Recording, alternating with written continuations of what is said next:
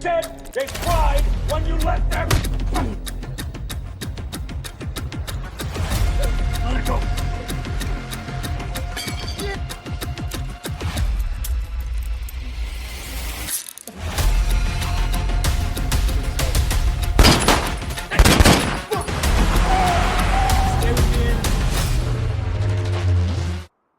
Film ini dibuka dengan gambaran sebuah keluarga yang terlihat harmonis. Keluarga Keller bersiap untuk merayakan Thanksgiving di rumah tetangga mereka. Mereka kemudian mengunjungi rumah tetangga mereka, keluarga Birch, yang menyambut kedatangan mereka dengan hangat. Kedua keluarga mulai menata rumah untuk makan malam bersama. Sementara persiapan berlangsung di dalam rumah, anak-anak dibiarkan bermain di luar tanpa banyak diperhatikan oleh orang dewasa.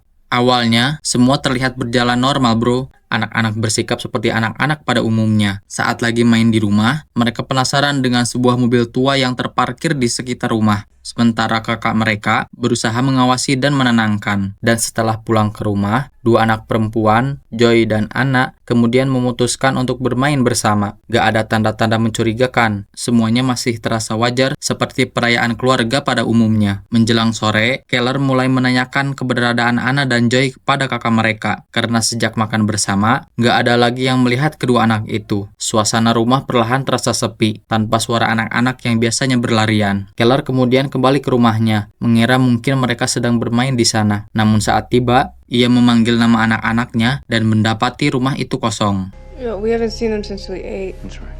All right. Anna! Keller kembali ke rumah tetangganya dan bilang bahwa dia nggak menemukan anak-anak mereka di rumah. Dan hal yang sama juga diungkapkan keluarga tetangganya kalau mereka sudah mencari seisi rumah, tapi nggak ada. Sampai akhirnya, kakak mereka menyebut mobil RV tua yang pagi tadi dikepoin adik-adiknya. Dengan panik, Keller, tetangganya, dan kakaknya pergi menerjang hujan berlari ke mobil RV yang pagi tadi, bro. Sayangnya, pas mereka sampai di sana, mobilnya udah gak ada. Wait, I checked the entire house. They're not here. Anna! Anna! Laporan hilangnya anak-anak Keller beserta keberadaan mobil RV tua itu akhirnya masuk ke unit kepolisian. Salah satu detektif yang langsung merespon laporan tersebut adalah detektif Loki, yang segera menuju lokasi tempat mobil RV itu terakhir terlihat terparkir. Polisi bergerak cepat dan menyergap kendaraan tersebut. Namun secara tiba-tiba, mobil RV itu justru mencoba melarikan diri, bro. Kejaran itu berakhir secara mengejutkan ketika mobil tersebut mendadak menabrakkan dirinya ke sebuah pohon.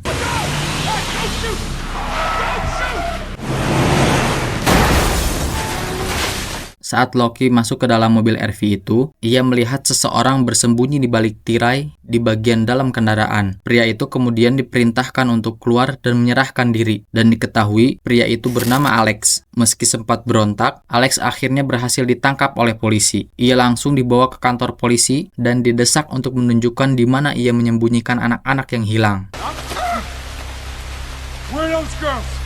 Di ruang interogasi, Loki mulai menekan Alex terkait percobaan pelariannya. Namun Alex bersikeras bahwa gak pernah ada anak-anak yang bermain di mobil RV miliknya dan terus mengelak bahwa ia bukan pelaku penculikan. Setelah mendapatkan informasi mengenai lokasi tempat Alex biasanya memarkir mobil RV miliknya, Loki langsung menuju ke rumah seorang perempuan yang diduga adalah bibi Alex. Ia memeriksa mobil yang terparkir di sana, lalu masuk ke dalam rumah untuk menyelidiki lebih jauh tentang Alex. Dari sini, Loki mengetahui bahwa Alex adalah anak adopsi, dan sang bibi menjelaskan bahwa orang tua Alex meninggal dalam kecelakaan mobil saat Alex masih berusia 6 tahun. Saat menggeledah kamar dan laci milik Alex, Loki menemukan sebuah miniatur mobil RV. Namun, ketika ia kembali ke garasi, polisi yang memeriksa mobil Alex menyampaikan bahwa kendaraan itu bersih dan gak ditemukan tanda-tanda penculikan. His brother and his girlfriend, they died in a car accident when Alex was about 6. Keller ikut bersama kepolisian menyisir hutan di sekitar lokasi tempat Alex menabrakkan mobilnya. Keesokan paginya, Loki mendatangi rumah keluarga Keller untuk menggali informasi lebih lanjut mengenai hilangnya anak-anak mereka. Di hadapan Loki, ibu anak-anak itu terlihat terpukul dan menangis. I'm gonna find your daughter. Keller mengatakan bahwa anak laki-lakinya sempat memberitahu bahwa pria di dalam mobil RV tersebut memperhatikan anak-anak mereka. Namun Loki menjelaskan bahwa ia nggak menemukan bukti fisik apapun di mobil RV milik Alex. Loki juga menyebutkan bahwa Alex memiliki keterbelakangan mental yang menurutnya membuat Alex sulit melakukan penculikan terhadap dua anak sekaligus tanpa meninggalkan jejak. Tapi Keller menolak penjelasan itu dan nggak bisa menerima kesimpulan Loki. Alex Jones, unfortunately, has the IQ of a 10-year-old. I don't think you are considering all I possibilities. hear what you're saying. No, Sir, listen to sir, me. Just shut the fuck up for a fucking second. Setelah meninggalkan rumah Keller, Loki menemui atasannya dan menyampaikan bahwa ia yakin Alex nggak bersalah, namun tetap meminta agar Alex ditahan sementara. Selama proses penyelidikan, Loki memiliki 9 orang yang masuk dalam daftar kecurigaannya, dan ia mendatangi rumah mereka satu persatu. Saat tiba di rumah terakhir, pemilik rumah tersebut nggak membuka pintu. Loki kemudian mengintip ke dalam melalui jendela dan melihat pemiliknya tergeletak di lantai. Dalam kondisi panik, Loki langsung mendobrak pintu rumah itu. Setelah memastikan bahwa pria tersebut hanya tertidur akibat konsumsi alkohol berlebihan, Loki mulai menggeledah rumah itu. Ketika ia menggeser sebuah kulkas, Loki menemukan sebuah pintu tersembunyi yang mengarah ke ruang bawah tanah. Loki memutuskan untuk turun dan memeriksa ruangan tersebut. Di sana, ia menemukan sesosok mayat yang terikat di kursi dan sudah membusuk kaku. Loki kemudian memaksa pemilik rumah untuk menjelaskan siapa mayat itu. Namun pria tersebut mengaku nggak mengenalnya, bro. Ia mengatakan bahwa orang itu tiba-tiba datang ke rumahnya dan mengaku telah membunuh 16 anak. He didn't tell me his name. He came to me for confession. Seluruh kepolisian pun bergerak lebih luas, menyisir sungai-sungai dan hutan dengan bantuan anjing pelacak demi menemukan petunjuk tentang anak-anak Keller yang hilang. Di tengah pencarian itu, Keller mendapat kabar bahwa Loki telah melepaskan Alex karena dianggap nggak bersalah. Saat Alex keluar dari kantor polisi bersama bibinya, Keller datang dan langsung menghajar Alex, bro. Akibat kejadian itu, Keller justru yang dibawa masuk ke kantor polisi. Dalam kondisi marah, Keller mengatakan kepada Loki bahwa saat dipukuli, Alex sempat menyebut bahwa anak-anaknya nggak menangis saat ia meninggalkan mereka. Namun nggak ada saksi lain yang mendengar pernyataan tersebut, sehingga Loki nggak memiliki dasar untuk menindaklanjutinya. Loki kembali mendatangi rumah Alex dan menanyakannya secara langsung apakah ia sempat mengatakan sesuatu kepada Keller saat kejadian di area parkir. Alex membantah dan mengatakan bahwa ia nggak mengucapkan apapun ketika diserang. Loki kemudian berbicara empat mata dengan Alex dan mulai menekannya secara psikologis, berusaha memancing pengakuan dari pria itu. Loki lalu menelpon Keller dan menjelaskan bahwa ia sudah mendesak Alex sekuat tenaga, namun Alex tetap bersikeras nggak pernah mengatakan apapun kepadanya. Di rumah, istri Keller terus menangis dan mempertanyakan mengapa Keller belum bisa membawa anak-anak mereka pulang. Secara tiba-tiba, istri Keller mengingatkan bahwa Keller pernah berjanji akan melindungi keluarganya dari apapun. Keller mengatakan bahwa ia akan sering keluar rumah untuk membantu polisi, lalu meminta anak laki-lakinya untuk tetap tegar dan menjaga ibunya. Be a grown up for me, okay? Can you do that? Malam harinya, Keller mendatangi rumah Alex dan melihat Alex keluar bersama anjingnya. Tanpa banyak pikir, Keller mengambil pistol dan menodongkannya ke arah Alex karena mendengar Alex menyanyikan lagu favorit anaknya. Jingle bells, rock Christmas, rock. Keesokan paginya, Keller menjemput tetangganya, ayah dari Joy, dan mengajaknya pergi ke sebuah gudang. Mereka melewati beberapa ruangan hingga mencapai bagian dalam. Saat pintu dibuka, Alex terlihat disekap dengan tangan dan mulut terikat, bro. Keller mengatakan bahwa ia yakin Alex terlibat berdasarkan apa yang ia alami sendiri. Ayah Joy menyarankan agar Alex dibawa ke polisi, namun Keller menolak dengan alasan polisi nggak akan mempercayainya. Ayah Joy akhirnya memilih pergi dan nggak ingin terlibat lebih jauh karena ia takut mereka telah salah orang. Shit, man, this ain't right.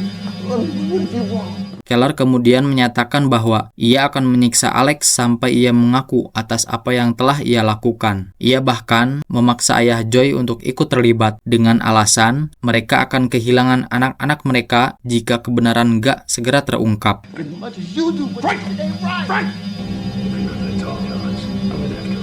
Di sisi lain penyelidikan, Loki menemukan fakta tentang seorang anak kecil yang menghilang puluhan tahun lalu dan gak pernah ditemukan hingga hari ini. Wajah anak itu terasa familiar, bro. Keluarga anak tersebut menjelaskan bahwa satu-satunya hal yang tersisa hanyalah rekaman video lama tanpa pernah ada kejelasan tentang nasib anak mereka. 26 years ago, August 19th. Sementara itu, Keller terus menyiksa Alex dan memaksanya untuk mengaku telah menculik anak-anaknya. Kondisi Alex semakin parah bro, namun ia tetap nggak mampu mengatakan apapun. Keller mengambil palu dan kembali mengancamnya, memaksa Alex menyebutkan keberadaan anak-anak itu. Tetapi hingga saat ini, Alex tetap nggak memberikan jawaban. I know you know. Why aren't you fucking telling me? Saat ayah Joy akhirnya pulang ke rumah, tempat itu sudah dipenuhi banyak orang yang datang untuk mendoakan dan menunjukkan rasa prihatin atas hilangnya anak mereka. Namun di tengah keramaian itu, ayah Joy tiba-tiba jatuh dan gemetar setelah apa yang ia saksikan sebelumnya saat penyiksaan terhadap Alex. Ketika Loki datang ke lokasi, doa bersama dengan Lilin, ia mencurigai seorang pria di tengah kerumunan. Saat pandangan mereka bertemu, pria itu langsung menjauh. Loki mengejarnya hingga ke sebuah rumah yang dijaga anjing penjaga yang terus menggonggong. Dan Loki bersiap dengan pistolnya bro. Namun secara tiba-tiba, seseorang menyerang Loki dari belakang. Anehnya, penyerang itu nggak melukainya dan langsung melarikan diri, membuat Loki kehilangan jejaknya.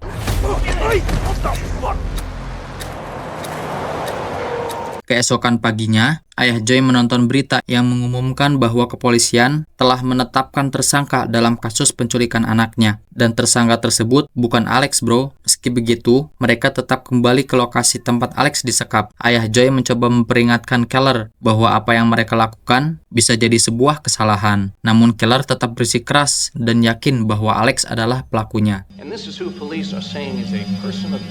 Hilangnya Alex justru menjadi masalah baru bagi Loki. Ia kembali menonton rekaman interogasi Alex dan merasa ada sesuatu yang janggal. Di tengah itu, Loki menerima panggilan dari seorang kasir toko pakaian anak-anak yang mengatakan bahwa ia sering melihat seorang pria dengan wajah yang sama seperti pelaku penculikan yang diumumkan di televisi. Pria itu disebut rutin datang setiap minggu untuk membelikan pakaian anak-anak dalam berbagai ukuran. Sementara itu, di tempat lain, Keller masih terus menyiksa Alex. Ayah Joy akhirnya memilih pulang ke rumah, namun istrinya langsung mencurigainya dan mendatangi Keller secara tiba-tiba setelah mengetahui apa yang sebenarnya terjadi. Dari situ, Ibu Joy ikut ke lokasi penyekapan Alex. Saat penutup wajah Alex dibuka, kondisinya terlihat sudah sangat mengenaskan. Ibu Joy mencoba berbicara dengan Alex secara baik-baik dan memohon agar ia mau memberitahu di mana anaknya berada. Ia bahkan membantu melepaskan ikatan tangan Alex. Namun, secara tiba-tiba, Alex mendorongnya dan mencoba melarikan diri. Keller kini benar-benar kehilangan kendali bro. Ia membuat sebuah ruangan sempit yang tertutup rapat tanpa cahaya dan udara untuk mengurung Alex. Ayah Joy terus berusaha mengingatkan Keller agar berhenti karena ia sendiri nggak yakin bahwa Alex adalah pelaku sebenarnya. Ia mengatakan bahwa tindakan Keller salah meskipun ia juga ingin putrinya kembali lebih dari apapun. Look, I want my baby back. Saat ayah Joy berniat melepaskan Alex, istrinya justru mendukung rencana Keller untuk terus mengurungnya sampai ia mau berbicara. Di tengah penyelidikan yang semakin rumit, seorang pria asing diam-diam masuk ke rumah keluarga Keller dan Joy. Karena motif pria itu gak jelas, Loki akhirnya mendatangi rumah Keller setelah menerima laporan tentang keberadaan orang asing tersebut. Saat Loki menyusuri ruangan bawah tanah di rumah Keller, ia tiba-tiba tersadar dan menanyakan keberadaan Keller. Istri Keller menjawab bahwa suaminya sedang keluar bersama polisi untuk mencari anak mereka. Dari titik itu, Loki mulai mencurigai Keller dan memutuskan untuk mengamatinya, mengikuti setiap langkah yang ia ambil. Where is your husband, Mrs. Dover?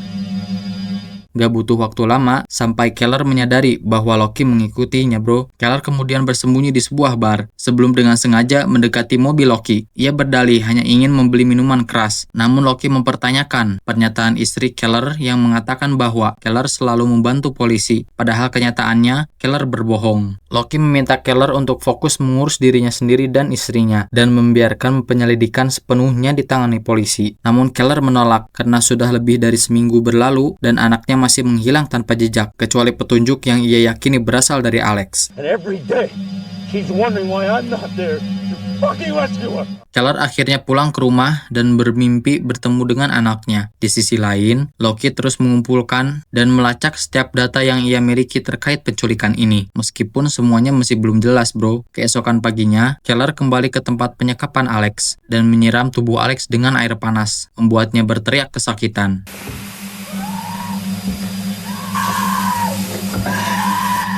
Di bawah tekanan itu, Alex akhirnya berbicara dan mengatakan bahwa ia bukan Alex. Ia mengucapkan kalimat-kalimat yang membingungkan, seolah nggak mengenal dirinya sendiri, dan seperti sedang menunggu seseorang datang menjemputnya sejak lama. Mendengar itu, Keller mulai menyesali perbuatannya. My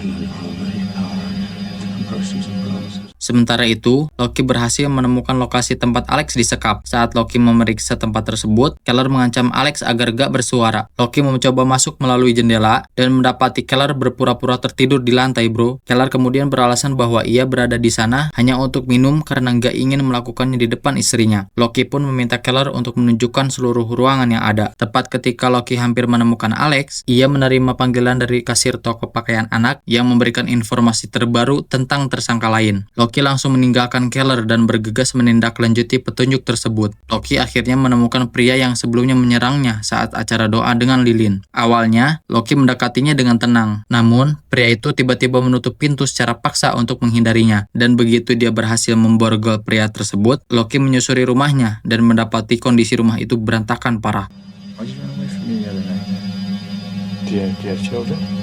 Loki memeriksa setiap ruangan hingga menemukan satu ruangan penuh koper yang terkunci. Saat koper-koper itu dibuka, ia menemukan pakaian berlumuran darah dan banyak ular di dalamnya. Dua koper lainnya berisi hal yang sama, bro. Namun, ketika Loki membuka koper terakhir, ia menemukan sebuah buku berisi gambar labirin yang gak tahu apa maksud dari itu semua. Di kantor polisi, Keller menemui Loki. Di sana, Loki menjelaskan bahwa yang ia tangkap telah mengakui membunuh banyak anak, meskipun jasad mereka belum ditemukan. Polisi kini harus mengidentifikasi banyak potongan pakaian anak-anak, dan Loki meminta Keller untuk memastikan apakah ada motif yang dikenali sebagai milik putrinya. Dari deretan foto itu, Keller akhirnya mengenali kaos kaki yang ia yakini milik anaknya. Namun, meski tersangka berhasil diungkap, Keller tetap menyalahkan Loki. Ia menuduh Loki terlambat bertindak, dan karena itulah semua pembunuhan ini terjadi. Keller kemudian berpesan pada anak laki-lakinya agar gak mengatakan apapun kepada ibunya. Ia bersumpah gak akan menyerah sampai menemukan anaknya. Sementara itu, di ruangan lain, tersangka Bob Taylor diminta memetakan labirin tempat ia menyimpan anak-anak yang diculik. Karena prosesnya terlalu lama, Loki mulai mendesaknya untuk menjelaskan apa sebenarnya yang ia gambar. Kehilangan kesabaran, Loki menghajar Bob. Namun secara tiba-tiba, Bob berhasil merebut pistol dari saku Loki. Dan tepat di depan matanya, Bob bunuh diri, bro. We do not give up on your sister. We do not. Fucking drunk. You think I can't smell it on you? Tell me what you're drawing. No. Keller masih terus memaksa Alex untuk mengatakan keberadaan putrinya. Akhirnya Alex mengaku bahwa anak-anak itu berada di sebuah labirin, tapi ia sendiri nggak tahu di mana lokasi labirin tersebut. Gak lama setelah itu, Keller mendatangi rumah bibi Alex. Mereka sempat duduk dan mengobrol, bahkan membahas soal hilangnya Alex. Namun, suasana berubah saat Keller mengatakan bahwa ia kelelahan karena gak bisa tidur, terus dihantui mimpi tentang labirin. Mendengar itu, bibi Alex langsung terlihat gugup dan salah tingkah, bro. Tak lama kemudian, Keller membaca berita di koran yang menyebutkan bahwa tersangka utama telah meninggal dan lokasi jasad anak-anak itu masih belum diketahui. Di kantor polisi, Loki terus mencoba memecahkan teka-teki labirin yang ditinggalkan Bob. Ia merasa gagal dan frustasi karena kasus penculikan ini belum juga terungkap. Saat Loki meluapkan emosinya, ia kembali melihat foto jasad yang pernah ia temukan di ruang bawah tanah. Jasad itu mengenakan kalung berbentuk labirin, sama persis dengan simbol yang digambar Bob. Tak lama kemudian, Loki menerima telepon dari tim forensik yang mengabarkan bahwa mereka menemukan dua manekin anak kecil yang terkubur di halaman sebuah rumah. Teka-teki ini makin sulit, bro. Loki bersikeras bahwa mereka harus menemukan titik awal labirin. Namun atasannya menegaskan bahwa semua itu nggak akan membawa jawaban. Di saat itulah, Loki tiba-tiba teringat pada kasus di rumah Keller tentang pria asing yang pernah masuk secara misterius. How did the parents? Loki pun pergi ke rumah Keller dan menyelidiki halaman rumah tersebut. Di sana, ia menemukan sepasang kaos kaki yang terkubur di tanah. Kaos kaki itu sama persis dengan kaos kaki berdarah yang sebelumnya ia lihat di tumpukan pakaian anak-anak di rumah Bob. Tapi yang paling mengejutkan, kepolisian akhirnya menemukan Joy dan mereka langsung dilarikan ke rumah sakit. Keller yang sudah diliputi kecemasan langsung menginterogasi Joy yang kondisinya masih lemah. Saat Joy perlahan membuka matanya, ingatannya kembali pada apa yang mereka alami selama diculik. Dan secara mengejutkan, dia berkata bahwa Keller juga ada di sana, mengikat mulutnya dengan lakban. Mendengar itu, Keller langsung panik dan seketika melarikan diri dari rumah sakit, bro. You live here? Go downstairs, don't let him go.